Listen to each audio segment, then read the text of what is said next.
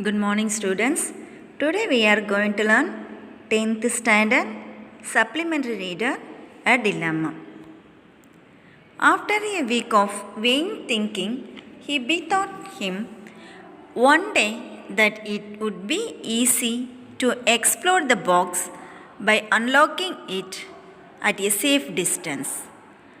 And he arranged a plan with wires which seemed as if it would answer. But when he reflected on what would happen when the dynamite scattered the rubies, he knew that he should be none the richer.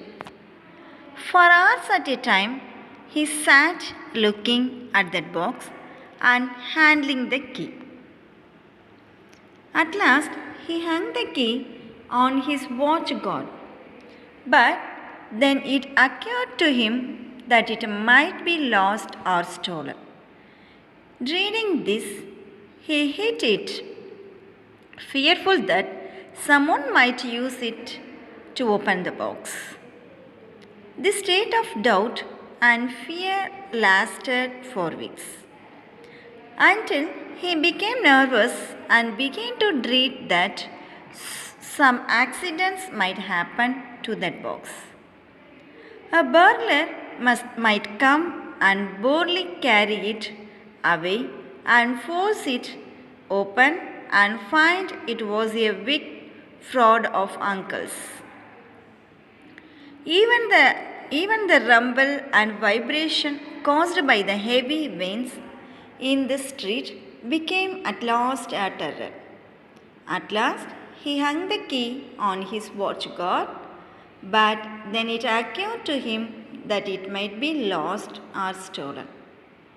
Dreading this, he hid it, fearful that someone might use it to open the box.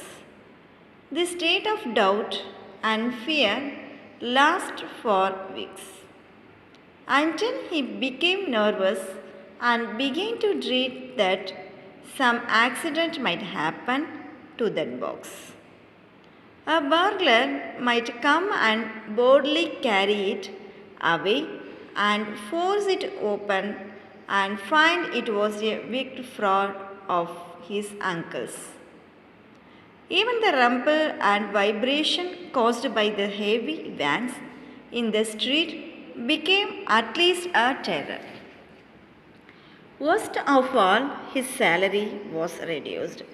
Worst of all, his salary was reduced, and he saw that marriage was out of the question.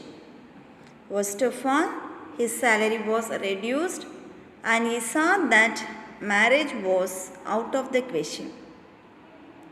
In his despair, he consulted Professor Clinch about his dilemma and asked some safe way of getting at the rubies. He said that if his uncle had not lied, there was none that would not ruin the stones, especially the pearls, but that it was a silly tale and altogether incredible. He offered him the biggest ruby if he wished to test his opinion. He did not desire to do so. In his despair, he consulted Professor Clinch about his dilemma and as to some safe way of getting at the rubies. He said that if his uncle had not lied, there was none that would not ruin the stones, especially the pearls, but that it was a silly tale and altogether incredible. He offered him the biggest ruby if he wished to test his opinion. He did not desire to do so. Dr. Scuff, his uncle's doctor, believed the old man's letter and added a caution which was entirely useless. For by this time he was afraid to be in the room with the terrible box. Dr. Scaff, his uncle's doctor, believed that old man's letter and added a caution which was entirely useless, for by this time he was afraid to be in the room with that terrible box. At last, the doctor kindly warned him. That he was in danger of losing his mind with too much thought about his rubies.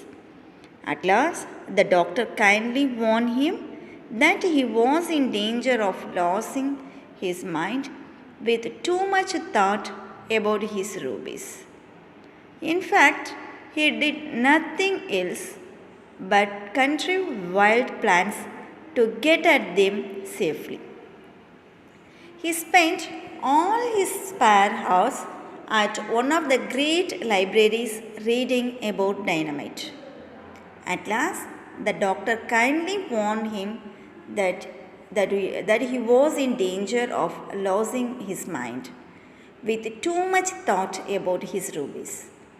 In fact, he did nothing else but contrive wild plans to get at them safely. He spent all his spare hours at one of the great libraries reading about dynamite.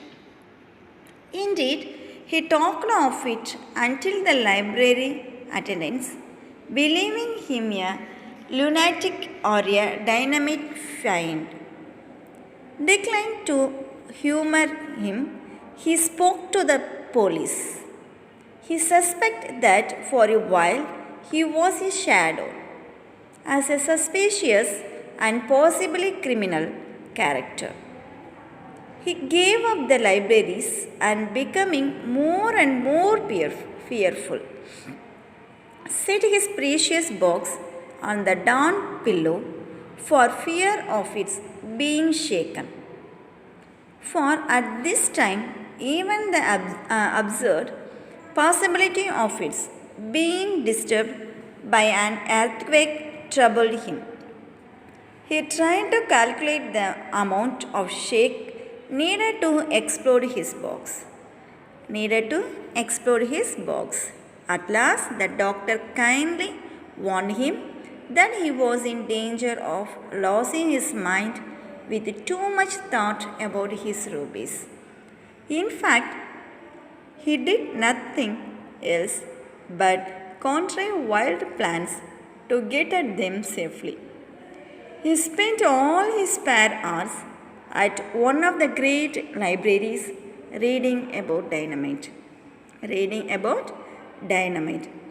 Indeed, he talked of it until the library attendants, believing him a lunatic or a dynamite fiend,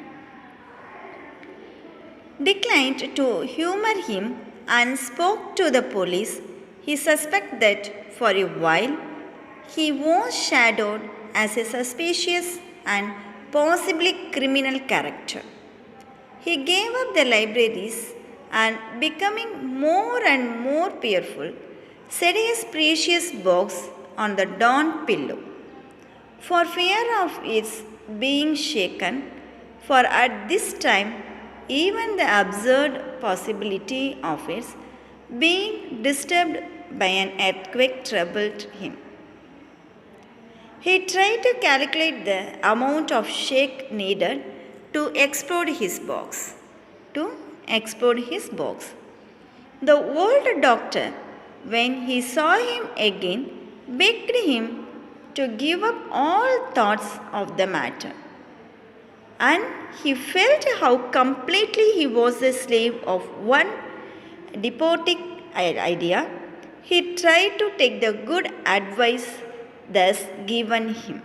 The doctor, when he saw him again, begged him to give up all thoughts of the matter.